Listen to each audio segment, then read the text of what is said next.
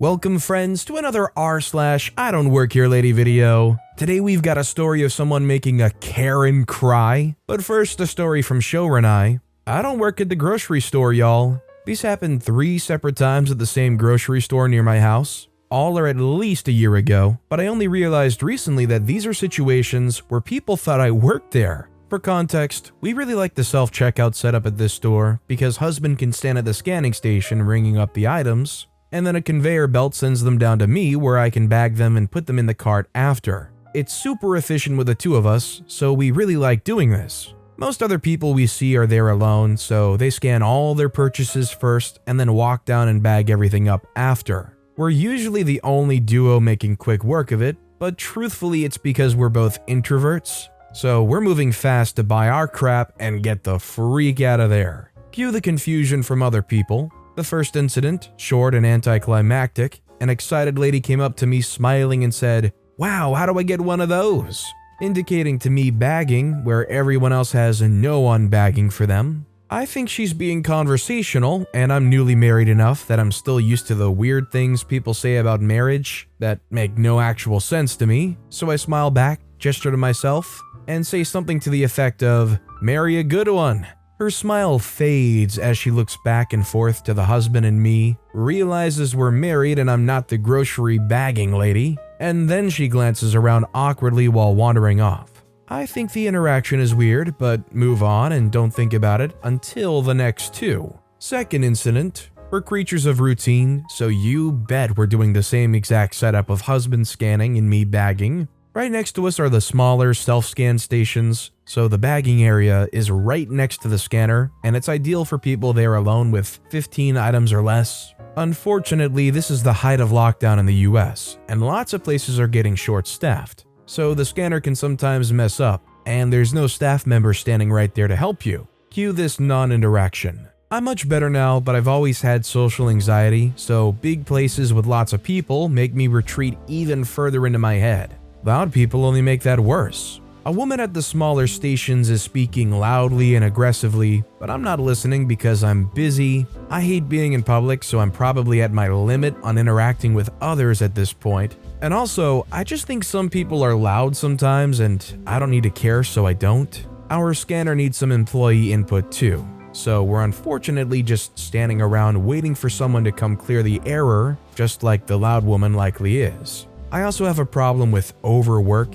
I know I'm trying to cut back, I promise. So I take the opportunity to get on my phone and check work emails and probably fire off a response or 2 on whatever the heck project I have at the time. I'm still not listening to Loud Lady, but she's close enough that it's sort of obnoxious as she keeps speaking. But I'm absorbed enough in work crap that I tune her out as best as I can. Work email sorted. I distinctly remember avoiding looking her direction because she's loud and I'm really reaching my freak I hate being in public limit, but eventually looking behind me as I finally register she's aggressively trying to get someone's attention. Since I can tell it's directed a certain direction, totally missing it's at me, I remember looking back behind me and only seeing the bathrooms and summer random patrons milling around. Weird, I think. Who the heck is she talking to? There's no one over there. Oh well, not my problem. People are all sorts of strange. And I go back to aggressively minding my own business, a skill I'm incredibly proud of for the record. Right around this point, thankfully an employee appears, codes whatever thing our scanner needed, and then walks over to aggressive lady next to help her. It's at this point, as I'm giving a sigh of relief that someone can help her and get her the freak away from me, that I finally turn towards her as we're grabbing our things to leave, that I see her point at me and, I assume in hindsight, ask the employee if I work there. Employee looks confused. I only half heard what she said because I was still aggressively minding my business, but I stop and pay attention, seeing her finger pointing at me, and now I'm giving both my full attention. Employee says no or shakes her head as I vaguely remember. But what I remember super clearly is a loud lady now just stares at me with her mouth open. Husband's finished throwing the last few things in the cart and starts heading towards the exit, so I just smile at this random lady staring at me, no idea what the heck just happened, but leave. Only in hindsight did I realize she was probably trying to get my attention all that time. But y'all, I'm talented at tuning things out. I'm from a huge family with 4 older brothers who were constantly getting into something, so I learned young to tune out chaos that had nothing to do with me. Also, real talk, people in the ghetto are taught to do that because no one has time to pay attention to every single thing going on around them. And I only notice people wanting to do that who grew up in safer neighborhoods. No problem, live your best life, but I want nothing to do with most situations, especially chaotic ones, because it benefits me in no way to get involved, and if anything, can drag me into a bad situation instead. So I stay the freak out of stuff. Third and so far last incident, you guessed it, same setup as always at the conveyor self-checkout. The woman was so nice, but good gracious, I'm dense, and she missed so many opportunities to realize her mistake. So this was a perfect storm of LOL all around. We're stuck with an error or input needed again with no employee in sight, so I'm on my phone while standing at the bagging part, as usual doing, you guessed it, work emails again. I have a problem, I know, but get chastised enough for missing one godforsaken important tidbit buried in an email once, and it's easy to become way too attentive as an overcorrection. Anyway, this nice lady walks up to me and gives no context but says she needs help. She looks about my age, maybe only a little older, but I was frequently mistaken as being younger than I am, so that probably isn't helping me in these situations. I actually don't mind helping people anywhere if they come up asking for help. And since I'm stuck waiting anyway, I say sure and ask her what she needs. I honestly forget what her problem was all these months later, but I remember it was something where she too needed an employee. So I told her to stand at the station where employees usually are stationed and wait for someone. I say this with a smile, think nothing of it, and go back to work on my phone. I don't remember the exact way she asked for help again, but I remember I was typing a response to a coworker or boss, and she interrupted me twice. So I was at first accommodating, but the second time asked her to let me fire off a work email first, and then she could ask her question. This time she tried to lead me somewhere, and I vaguely register my husband saying my name to get my attention as I start going with her. In hindsight, yeah, I was clearly mentally checked out to start following her. I stop a little alarmed that my frazzled, overworked brain was snapped to attention so aggressively, and husband tells me gently that she thinks I work there. He turns to say something to the lady, but I laugh and say, "She doesn't think I work here. She just needs help. I'll be right back." I turn back to her with a smile and gesture to go ahead. Whatever she says ends us back up at the employee station, where I tell her she needs to wait for an employee. I remember her mentioning something about how it takes so long for someone to come, and I gently reply that I'm sure they're understaffed, like a lot of places are, so we just have to be patient and we'll all get through it.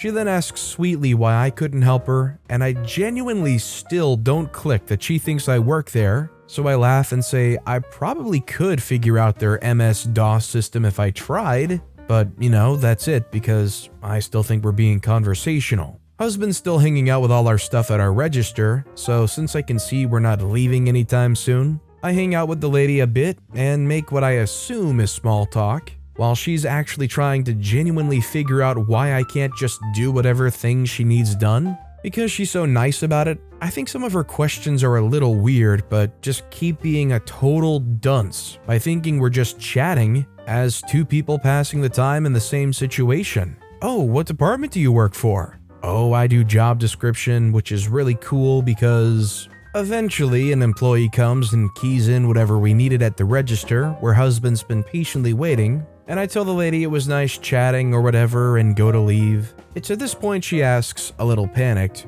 where I'm going, and I'm genuinely confused as I tell her I'm going home. Her mouth is a little agape as she says, "Home? Then who's going to help me?" I tell her an employee will and that I'm done shopping, so that's why I'm going home.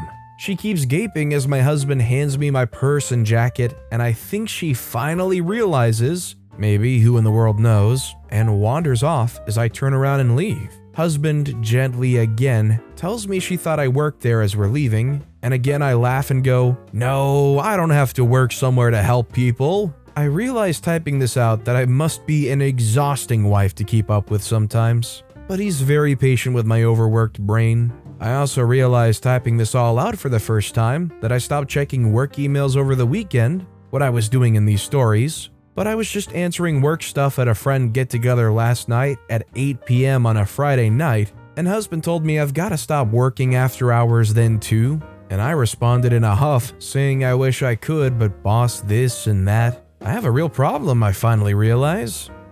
Time for hard stops. My brain is always so dead these days. This was half I don't work here lady and half just venting about the difficulties of the modern day where you're always just available. When you go into the store, are you going in there to get in and out every single time? Or if there's somebody along the way that's trying to be a little conversational, do you not mind chatting them up a little bit? Let me know which way you roll in the comments down below. I know personally when I'm going to the store, I just want to get in there, get what I got, go straight to the self-checkout if I can, just check out and get out of there as fast as possible. I don't want to talk to anybody. Honestly, if I have to go to a cashier, I hate the little chit-chat a lot of them will make just in that situation. I don't know if it's a really bad thing or not, but I kind of just prefer silence and just checking out and just saying thank you on the way out. By the way, if you're enjoying these stories, make sure to hit those like and subscribe buttons down below. If you do so, you won't miss out on any of my daily videos, and each video has awesome stories like our final story of the day from an anonymous poster.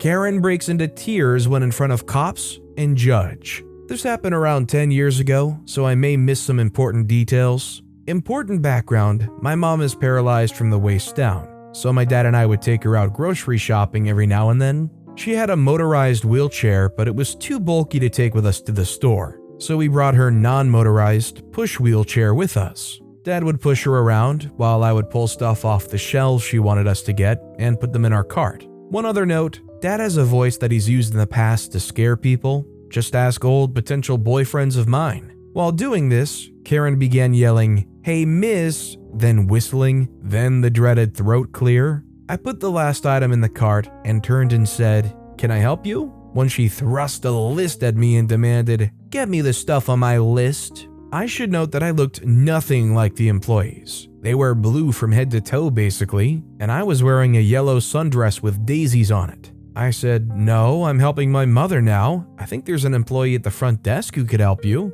She didn't like this and reached out to grab my arm, saying something like, "You'll help me now." Sorry, no threats of, "I will get you fired." I shoved her away, shouted "no" when I felt the blood running down my arm where her nails had broken my skin on my bicep. Dad looked over and kinda freaked when he saw the blood and shouted, "Leave my daughter alone." Mom was looking at something on her list, but my dad's voice was loud enough to get an employee to rush over. He asked if there was a problem, and my dad said, "This woman just assaulted my daughter. Do you have a first aid kit or something to help her out? I'm going to call the cops while you get this." Upon hearing the word cops, the lady just sunk to the floor crying and trying to say that it was just a misunderstanding. When the cops arrived, I'd been bandaged up, and the manager had come up, and upon listening to me and my dad's story, as well as the employee describing the aftermath, they went to the back with the manager to check the video. Meanwhile, the lady's crying, saying, "I'll lose my kids." No sorry or anything like that. The cops arrested her for assault on a minor and took her away crying. At the trial later, the two things I most remember is that she was on probation and did indeed lose custody of her kids. I think the father got them, and she tried to say, "It was an honest mistake. I thought she was an employee." Whereupon the judge said, "Even if she was an employee, what gives you the right to grab someone like this?" While showing her the pictures that were taken of my bloody arm. She broke into more tears as the judge read her sentence, including the loss of her children due to violating her probation, plus some community service, I think. Much later, as a part of her effort to get her children back, she had to write me a letter of apology, which is still in my parents' attic in a box. If you were OP in this situation, and this is after it went to trial, would you ever be able to truly forgive this Karen? Like, obviously what they did wasn't like damaging or flat out just permanently traumatizing, but almost every step of the way up until the trial, they seemed almost unapologetic in thinking about themselves. So after all that, and after they got sentenced and whatnot, would you be able to sit down and say, "I forgive you for what you did"? Maybe alone from the sheer punishment they got? I'd like to know what you guys think down in the comments. But with that being said, that's all the time we have for today. So of both of these stories, which one was your personal favorite and why? Let me know in the comments down below. And if you haven't yet, if you could like and subscribe, that would mean a lot to me. Whatever you do, whether it's liking, subscribing, turning notifications on, all of it helps grow this channel and I appreciate the heck out of it. So until next time, I'll see you all tomorrow with some more stories.